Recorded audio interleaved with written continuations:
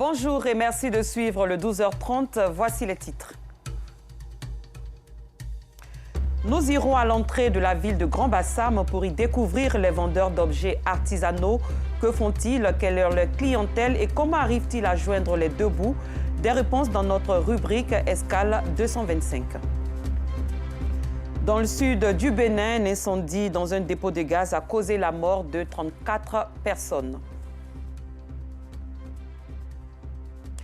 Le village artisanal de Grand-Bassam est réputé pour ses œuvres d'art qui mettent en valeur les différentes cultures africaines, en particulier la culture ivoirienne. Dans ce village, on y trouve des articles de tout genre, tels que des canapés, des chaises royales, des paillotes, des masques, des statuettes et des vases. Des objets qui attirent des touristes, des décorateurs et des responsables d'hôtels. Nos reporters Assitan Diarra, Farida Sissé et Enza Traoré sont allés à la découverte de ce village, suivant leurs points. Ici, c'est le village artisanal de Grand-Bassam, un village situé à l'entrée de la ville. Il est réputé pour la magnificence, la qualité et l'originalité de ses objets d'art. Abdul Nassirou est spécialisé dans la fabrication de paniers, de tables et de veilleuses. Des objets beaucoup prisés par de nombreux décorateurs, des gérants et responsables d'hôtels, mais aussi par des touristes. Les triples là, ça sort beaucoup. Voilà, c'est ça, les gars prennent beaucoup pour faire les décorations. Quand tu déposes déjà, ça fait déjà une décoration, même si tu n'as pas mis quelque chose à côté. On travaille beaucoup avec les femmes. Non loin de chez Nassirou, Laurent, la trentaine révolue, a plusieurs codes à son arc. Il fabrique et commercialise des tableaux d'art et des statuettes faites à base de cocotiers. Des statuettes et des tableaux qui, à coup d'œil, attirent les passants de par leur histoire. Ta maman l'a envoyé. Il ne veut pas faire ce que sa maman veut, donc sa maman ne veut pas lui donner à manger aussi. Donc il demande pardon à sa maman. Dans son magasin, on y trouve moult créations et objets physiques d'une valeur esthétique représentant la Côte d'Ivoire dans toute sa splendeur. Celui-là, c'est un chasseur. Voilà, c'est un chasseur de champ. Ça, c'est une porteuse. Voilà, elle allait puiser l'eau. Marigot, c'est éléphant, ça représente la Côte d'Ivoire. Ceux qui quittent en Europe, quand ils voient ça, c'est facile à transporter. Voilà, c'est pour ça que beaucoup d'hommes aiment ça. Artiste lui aussi, Wilfried est connu pour la confection de vases et de pots de fleurs. Moi, je suis à Caen, donc je fais beaucoup les trucs à Caen. Ça, c'est à Blapoko. Ça, c'est la cour royale qui est là-bas, en fonction des poids qui sont dessus. La couleur a un sens. Le jaune, celui-là, c'est la couleur or, qui fait partie de la cour royale. Tout ce qui est or vient de la cour royale. Quand on dit la famille à Caen, c'est l'or. Mes clients, ce sont les Européens, plus aussi les Africains. Et tout le monde vient, quoi. Ceux qui viennent plus, ce sont les particuliers. Les mariages, baptême, anniversaire, juste pour décorer une coupe, pour une cérémonie. Non loin de Wilfried, dans cette boutique, la particularité de Modibo, en plus des bracelets, des colliers et des sacs artistiques qu'il confectionne, on y découvre une autre facette de lui. La fabrication de chaussures avec des peaux d'animaux. Ça, c'est fabriqué avec des poils de les sèvres. Il y en a qui on a fabriqué avec des poils de samoa. Les gens ils sont contents de ça. Il y en a qui viennent uniquement à cause de ça. Des articles qui s'arrachent comme des petits pains par visiteurs et touristes. Nous, différents des clients, c'est des touristes. Les vacances, tout le monde vient à Abidjan ici. Bon, Dieu merci, on est arrivé de s'en sortir un peu. C'est ça que je le fabrique avec la carte de Côte d'Ivoire. Parce que les touristes qui sont quittés ailleurs pour venir ici, ou soit un Sénégalais, ou soit quelqu'un qui quitte ailleurs pour venir à Abidjan, s'il veut retourner dans son pays, il préfère prendre un cadeau d'Abidjan pour retourner chez lui. Donc il faut les pagnes ivoiriens avec des cartes de Côte d'Ivoire, fabriquées en même temps avec les raffias. Latifa, ressortissante guinéenne vivant en Côte d'Ivoire, est en compagnie de ses sœurs. Venues de la Guinée-Conakry, elles entendent retourner avec de beaux souvenirs dans leur pays.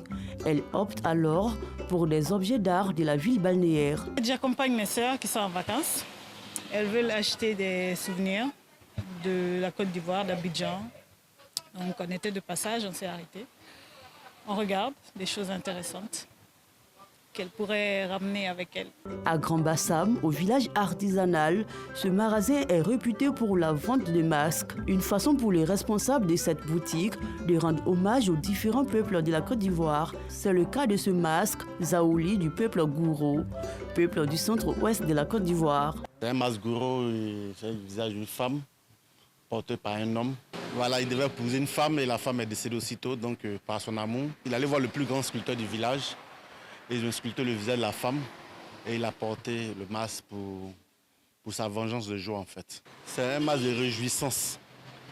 En fait, il sort plus apporter un assaisonnement dans toutes les cérémonies de joie. C'est un masque international qui est même reconnu par le patrimoine mondial de l'UNESCO. Ici, chaque artisan a sa spécificité. Noël Fanou utilise des rotées et des lianes pour la confection des canapés, des chaises royales, des tables et bien d'autres créations. Bon, c'est un métier que vraiment j'ai aimé. Depuis tout jeune, j'ai aimé ça. Le métier nourrit son homme. Toute chose, il faut le prendre au sérieux. Parce que peu importe le métier, tu le prends au sérieux, franchement, ça va t'envoyer loin. Et on est 4. Moi, je fais souvent le montage et je donne aux autres de faire la finition. Il faut savoir gratter la liane, savoir gratter le rotin, et savoir faire l'attachement, et maintenant savoir faire le tissage. Parce que le client vient avec un modèle, tu ne sais pas comment il faut le faire, bon, c'est un peu compliqué. Des créations qui mettent l'eau à la bouche de ses clients. Ma patronne a un salon de coiffure, elle fait tout en africain. Elle aime bien les trucs en rotin. Il nade très bien. Moi j'aime beaucoup ces fauteuils, c'est vraiment joli. Il faut signifier que vraiment leur travail est très beau. Ils travaillent très bien. J'ai même des meubles à récupérer ici. Les clients saluent non seulement son professionnalisme, mais apprécient également l'esthétique et la qualité de ses œuvres. Ça a été bien fait, surtout les détails par rapport à la finition. Je vois qu'en tout cas, c'est propre, il n'y a rien à dire. Quant à Draman, il a lu le secret de la fabrication de paillotes, de rideaux et de hamacs. Ça, c'est les paillotes. On met au bord de la mer par rapport à Paris, on ne veut pas chalet. Il y a les meubles, des chaussures, avec le Ali aussi, et puis il y a les salons en bambou. C'est un peu de tout. Créé en 1976 par des gourous, des baoulés et des sénoufos, le village artisanal de Grand Bassam est aujourd'hui devenu le plus grand village artisanal d'Afrique de l'Ouest. Et il est bon de préciser qu'on y trouve des objets qui mettent en valeur et font la promotion des différents peuples d'Afrique.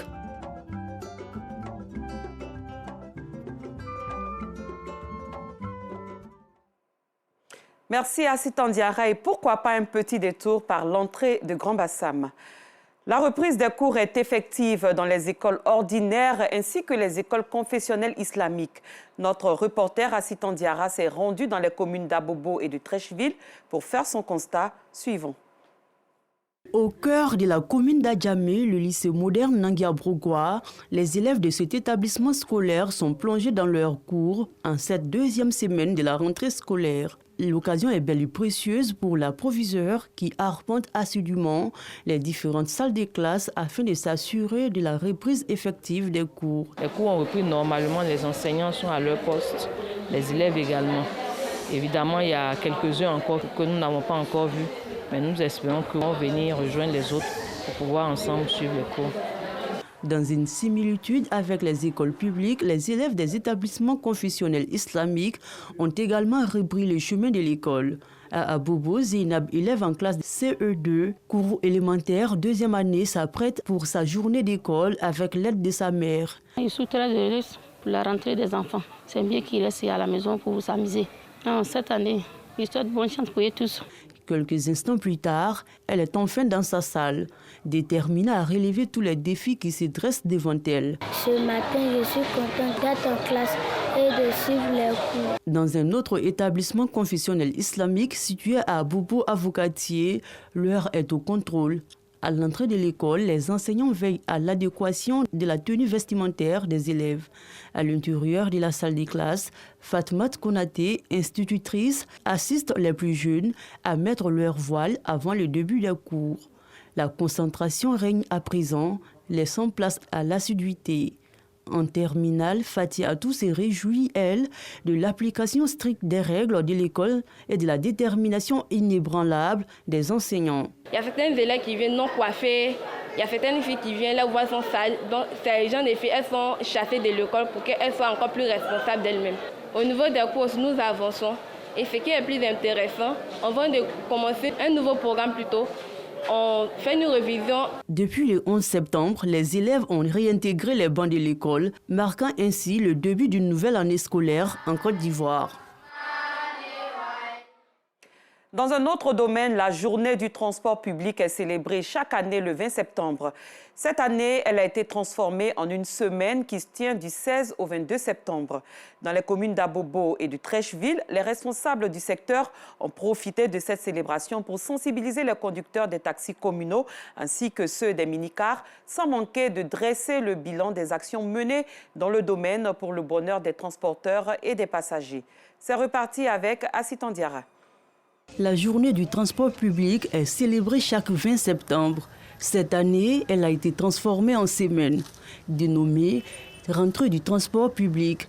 Elle se déroule du 16 au 22 septembre.